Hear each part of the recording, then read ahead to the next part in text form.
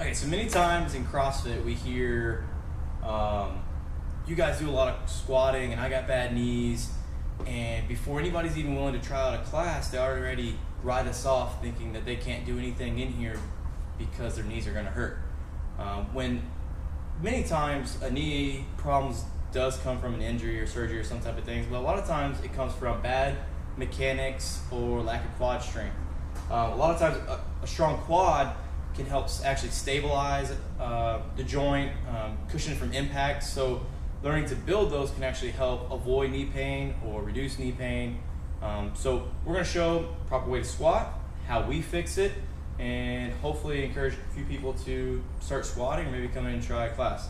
Now Matt is super mobile, super flexible, so I'm gonna have to actually force him to do it bad in order to mimic these things. But I want to show, he's gonna show two common faults. The first common fault that he's gonna show is someone who maybe is a little bit taller, has a longer femur, or sits all day, right? Where when we try to squat, we end up leaning over way too far. So I'll have Matt face me just so you can kind of see.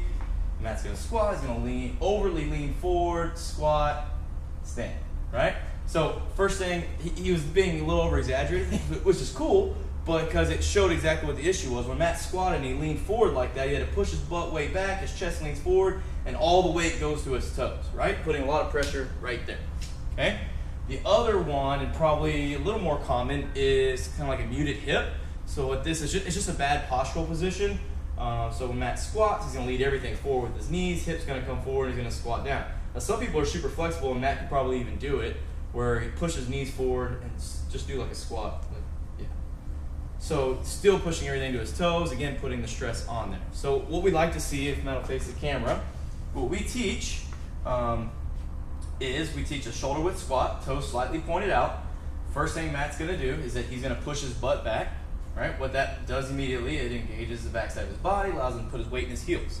So when Matt lowers down, he's gonna keep his chest up, his knees are gonna push out, he's gonna sit right down and stand right back up. Great squat, okay? Now, one thing that we do focus on a lot, but we don't technically enforce every day, because some people just can't, is the depth. So what we'd like to see is every time you squat, you do follow all those procedures, toes out, knees out, butt back, chest up, so he's gonna squat, is we wanna see his hips get lower than his knees, okay? Many times though, people cannot reach that depth. So what we do a variety of things. So we'll take Matt over here, and we'll put him here on the ball, maybe as he's squatting. So just kind of step in front of it, do a squat for me.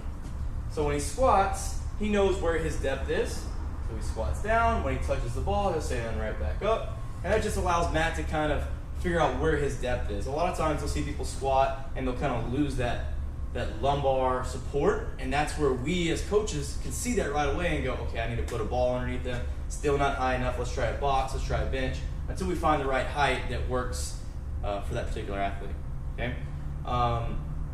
One drill that we use to help correct a lot of these squatting issues is squat therapy. And I'm gonna bring the camera a little bit closer and we'll go over squat therapy.